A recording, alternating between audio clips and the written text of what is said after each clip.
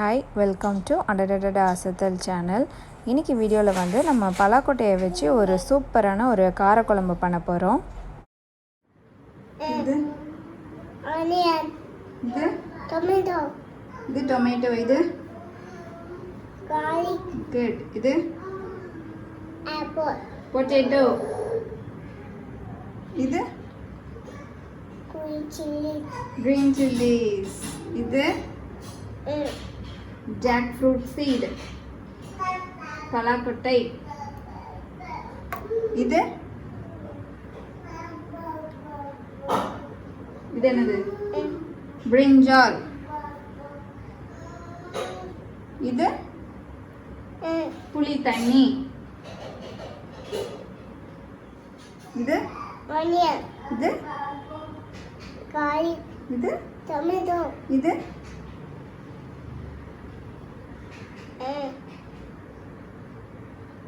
இது என்னது potato, good, இது green chilies, இது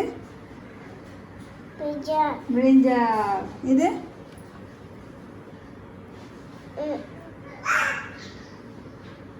இது என்னது இது இப்போ இந்த பலாக்கொட்டை காரக்குழம்புக்கு வந்து தேவையான பொருட்களை பார்த்துடலாம். இதுக்கு வந்து நான் சின்ன வெங்காயத்தை வந்து கட் பண்ணி வச்சுருக்கேன். அதுக்கப்புறம் கொஞ்சம் பூண்டு பல்லை வந்து தோலை உரித்து வச்சுருக்கேன். ஒரு மீடியம் சைஸ் தக்காளியை வந்து சின்ன சின்னதாக நறுக்கி வச்சுருக்கேன். அதுக்கப்புறம் ஒரு உருளைக்கிழங்கு வந்து தோல் சீவி அதையும் வந்து சின்ன சின்னதாக நறுக்கி வச்சுருக்கேன். அதுக்கப்புறம் வந்து இங்கே பலாக்கொட்டை, அப்புறம் 2 பச்சை மிளகாய், ஒரு 2 கத்திரிக்காயை வந்து இந்த மாதிரி நறுக்கி வச்சுருக்கேன். அதுக்கப்புறம் பார்த்திங்கன்னா நம்மளுக்கு புளி தண்ணி தேவை. ஸோ ஒரு எலுமிச்சை சைஸ் அளவு புளியை வந்து தண்ணியில் கரைச்சி எடுத்து வச்சுருக்கேன். இப்போ நம்ம வந்து இந்த பலாக்கொட்டை காரக்குழம்பு எப்படி பண்ணுறதுன்னு பார்த்துடலாம். இன்றைக்கி வந்து நம்ம மண் சட்டியில் தான் இந்த குழம்பு வைக்க போகிறோம். ஸோ இப்போ ஸ்டவ்வை வந்து ஆன் பண்ணிக்கலாம். சட்டி வந்து கொஞ்சம் சூடாகட்டும். இப்போ சட்டி வந்து சூடாயிருச்சு. இதில் வந்து நான் நல்லெண்ணெய் வந்து சேர்த்துக்கிறேன். இந்த குழம்பு வந்து நல்லெண்ணெய் தான் நல்லாயிருக்கும். நல்லெண்ணெயில் பண்ணால் ஒரு 2 டேபிள் ஸ்பூன் அளவு வந்து நல்லெண்ணெய் ஊற்றிக்கணும்.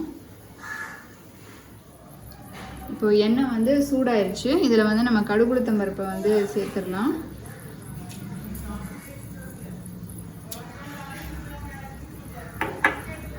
அதுக்கப்புறம் வந்து கொஞ்சம் வெந்தயம், ஒரு 1/2 டீஸ்பூன் வந்து வெந்தயம். இது வந்து கொஞ்சம் பொரியட்டும். இப்போ வந்து வெடிக்க ஆரம்பிச்சிருச்சு. இந்த பச்சை மிளகாயை வந்து 2ஆக உடச்சி இதையும் போட்டுடலாம். பச்சை மிளகாய் வந்து நீங்கள் காரத்துக்கு ஏற்ப போட்டுக்கோங்க, ஏன்னா நம்ம குழம்பு மிளகாய் தூளும் போடுவோம். ஸோ இதில் வந்து நம்ம தோலை உரிச்சி வச்சுட்டு பூண்டையும் சேர்த்துடலாம். கொஞ்சம் இதை வந்து கிண்டி விட்டுக்கலாம். இப்போ இதில் வந்து நம்ம நறுக்கி வச்சுருக்க வெங்காயத்தை சேர்த்துடலாம்.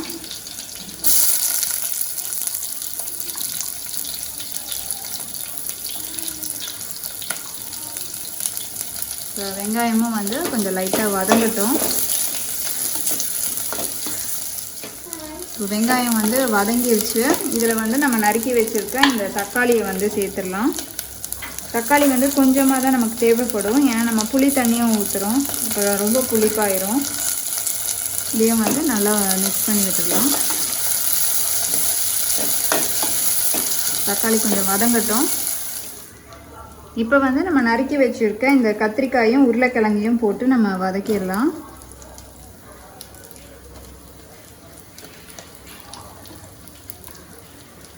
கத்திரிக்காய் போட்டாச்சு. இப்போ வந்து உருளைக்கிழங்கை வந்து நம்ம இதில் சேர்த்துடலாம்.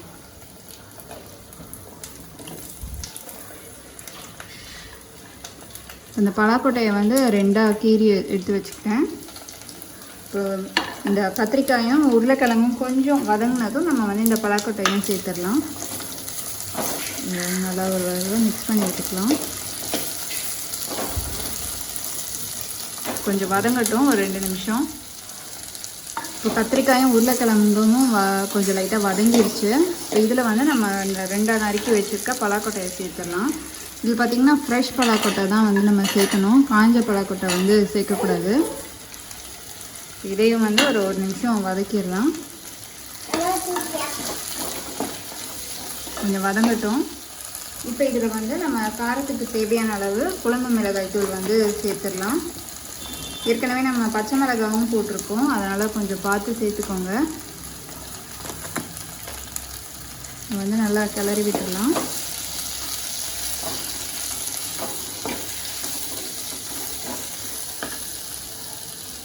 இது கூடயே வந்து நம்ம உப்பு தேவையான அளவும் சேர்த்துடலாம்.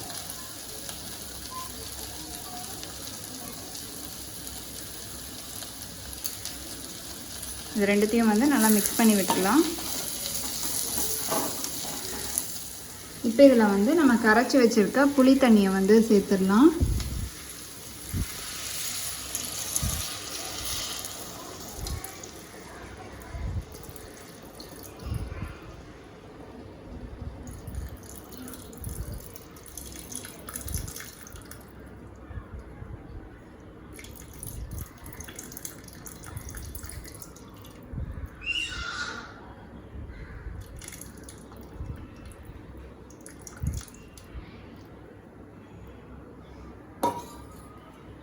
இது வந்து நல்லா மிக்ஸ் பண்ணி விட்டுருங்க.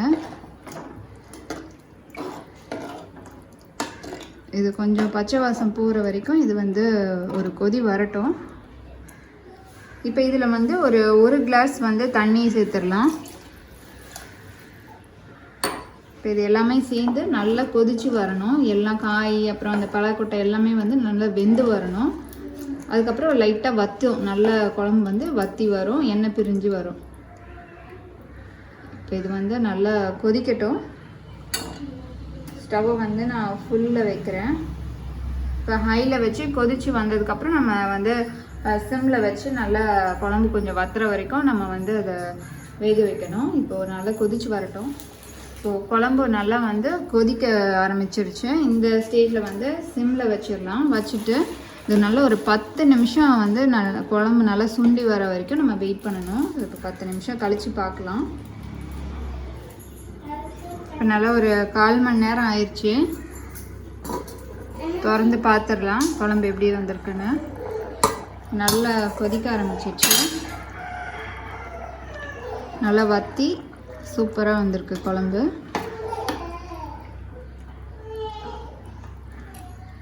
பார்த்திங்கன்னா எல்லாம் நல்லா வெந்திருக்கு. உருளைக்கிழங்கு, கத்திரிக்காய், அப்புறம் பலாக்கொட்டை எல்லாமே வந்து நல்லா சூப்பராக வெந்து குழம்பு வந்து சூப்பராக தயாராகிடுச்சு. இப்போ நம்ம வந்து ஸ்டவ் ஆஃப் பண்ணிடலாம்.